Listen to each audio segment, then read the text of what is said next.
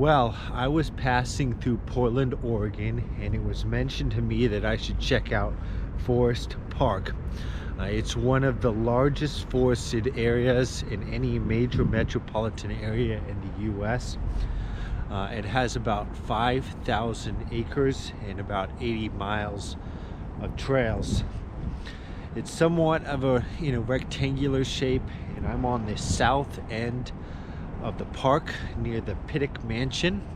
I'll go check that out in a minute, but I wanted to do some hiking first. I'm on the Wildwood Trail, which stretches the length of the park and actually extends a little bit out of the park into the Holt Arboretum and Washington Park, and I think it even extends down to the Oregon Zoo. But we're mostly focused on Forest Park. I'm going to explore it in somewhat of a counterclockwise direction, starting out here at the Pittock Mansion. So here we go.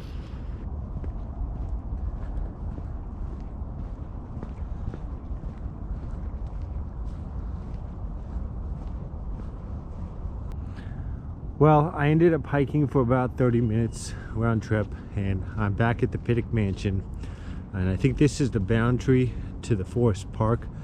I think if I cut through this parking lot, I can continue on the Wildwood Trail like I had mentioned. It goes beyond the park, so we'll give it a shot. So I did find the trail on the other side of the parking lot. I did walk down it a little bit, but not too far, because I knew there was going to be a lot of hiking throughout the day.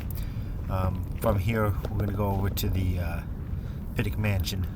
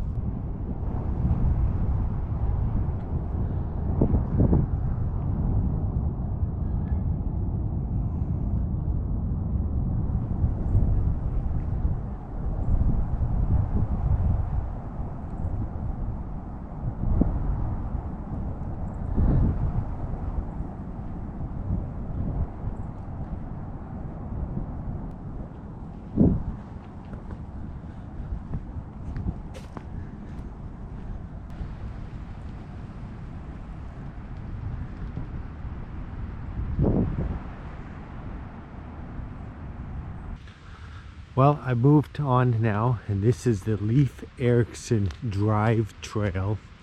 At one point it was a motorized road, but in the 80s they permanently closed it. It's about 11 miles long, and it's the most popular trail in the park.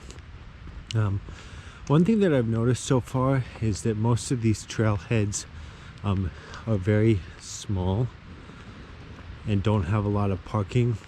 So there is actually another trailhead I'm going to check out after this. You have to walk through a residential neighborhood to get to. Well, I made it to the Wild Cherry Trail. It's only about a quarter mile on the Leif Erikson Trail to get here. I think it's maybe about another half mile to the Wildwood Trail.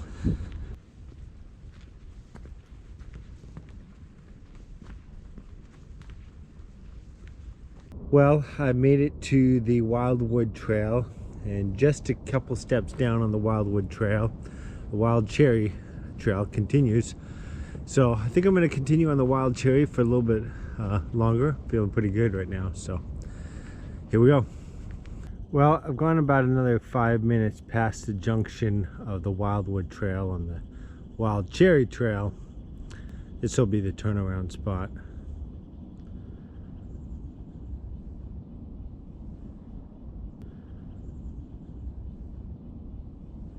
Well, I'm almost back to the Leif Erikson Trail.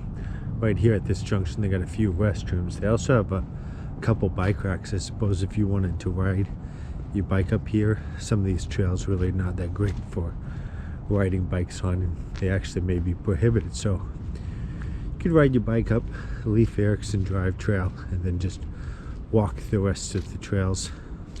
Well, I'm almost back to the trailhead, and I'm going to continue on to what I think it's called the Aspen Trailhead. It's about a half a mile through a residential neighborhood. So here we go. At each of the major trailheads like this one, the Leif Erikson, they always give you 2 recommended hikes, hike 1 and hike 2. The shorter one, this trailhead, is outlined in orange, and it's 2.7 miles, which I'm tracing right now. And then there's the one outlined in red, which is 4.4 miles.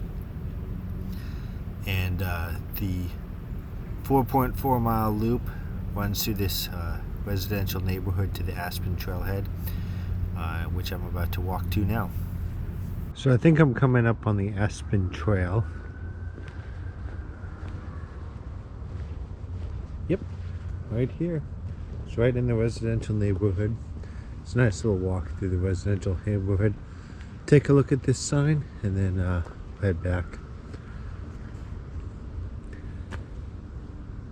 Looks like there might be another trailhead, the Holman Lane entrance. Maybe another quarter mile from where I'm at now, but we'll head back. Alright, I'm back at the trailhead, or at least where I parked. Like I said, there's not a lot of parking at these trailheads, so a lot of times you just have to park on the street. So I was continuing along and I was driving on Northwest St. Helens Road. It's basically one of the bounding streets to Forest Park. Saw a sign for a Lower Saltzman trailhead, so I figured I'd drive up. It's a pretty rough road, and there was only parking for maybe 3 or 4 spots, so I didn't stay long. But up here on the right, there's a house or a business. I'm not entirely sure what's going on, but had some pretty crazy decorations out front.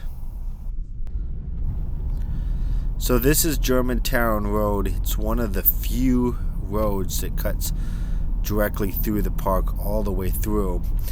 There's a bunch of spots to access trails along this road. Well, the first stop that I'm making on Germantown Road is at the Leif Erikson Trailhead. This is actually where the north end of the Leif Erikson Trail terminates. There's also the Cannon Trail starts out here. We're starting to get pretty remote now. There was a decent sized parking lot here. So I'll hike on this for a little bit, maybe about a quarter mile. You see that white post off to the left? Those are quarter mile markings. So probably go to the next one and then we'll turn around. We'll head on to the next spot on Germantown Road.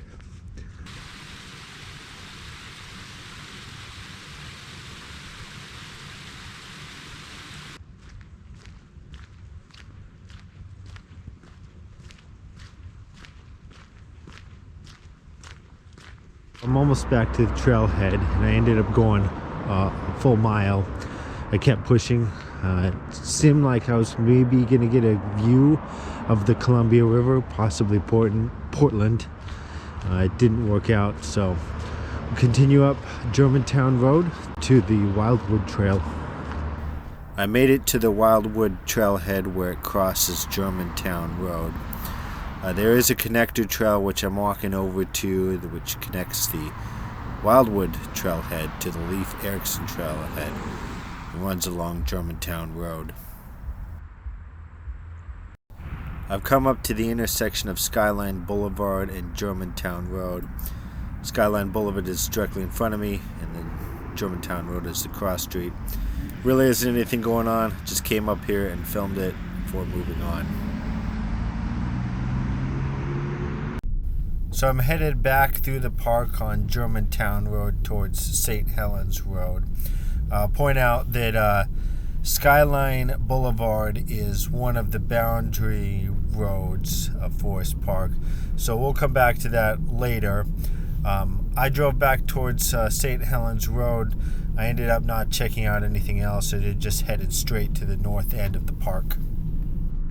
So here we are at the north end of the Wildwood Trail. Spin around. This is a trailhead. I mean, we're pretty remote now. So I'm gonna hike for about 15-20 minutes, and then that'll be a wrap.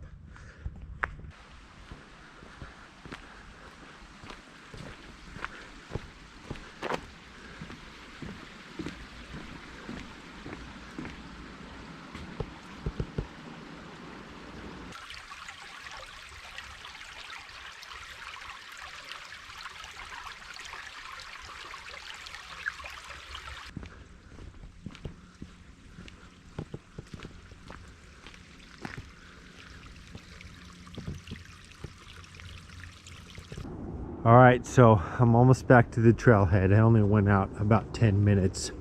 For reference, it's January 8th, and the days have gotten a little bit longer, but they're still very short.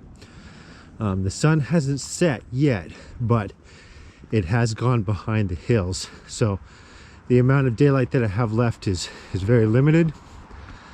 And I've done a lot of hiking already today. So we'll pick up the Skyline Drive of Forest Park tomorrow, and then if there's anything else that I find interesting, we'll get that as well. So there you go. Well, I'm back out here at Forest Park, and I'm now on Skyline Drive. I'm starting out at fire lane 15. Yesterday I saw a bunch of these fire lanes.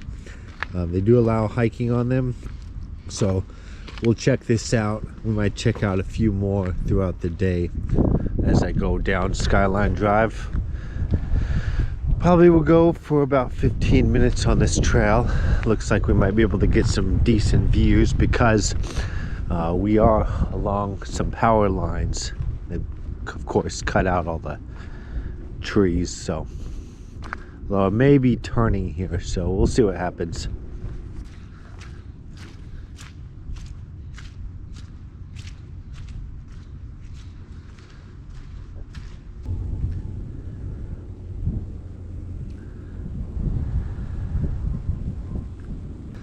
Well, the views would probably be a little bit better if there wasn't this layer of clouds down at the bottom, but maybe it'll break up by the time I hike back, so we'll see. Well, we got another view that's somewhat obstructed by the clouds. Doesn't look like the clouds are going to break up anytime soon. This is what we got for view.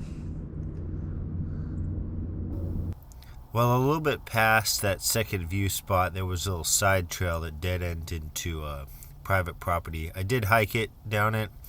I ended up hiking about 40 minutes round trip, and then I continued on to the next spot. The next stop that I'm making is at the Springville Road trailhead. It's just a little bit past the intersection of Germantown Road and Skyline Boulevard. Off to the left, you can go on the Springville Road, but I'm going to go on another fire lane 7. I think that there's a few more trails that intersect with fire lane 7, so here we go. Well, the first trail this fire lane 7 intersects with is the Hardesty Trail. Well, there's a split in the fire lane. Off to the left is fire lane 7A. Then slight right as fire lane 7 continues. It seems to me that a lot of these fire lanes have utilities running along it. There's actually a natural gas pipeline off on fire line 7A. You know, it does make sense. We'll continue on fire lane 7 just a little bit further to the Wildwood Trail.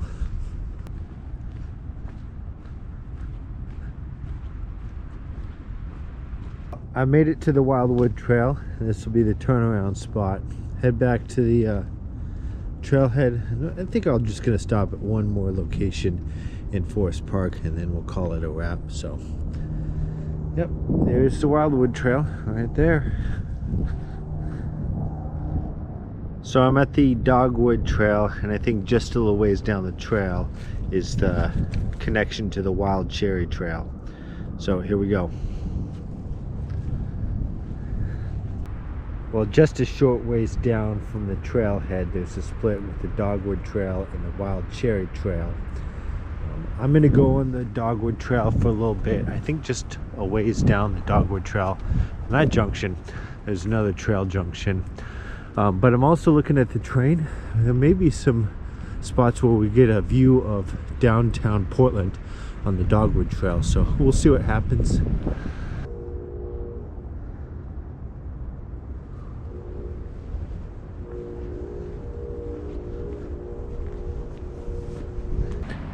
Well, you're getting some views of Portland and even Mount Hood through the trees, but I don't think we're going to get anything super great of a view on the Dogwood Trail.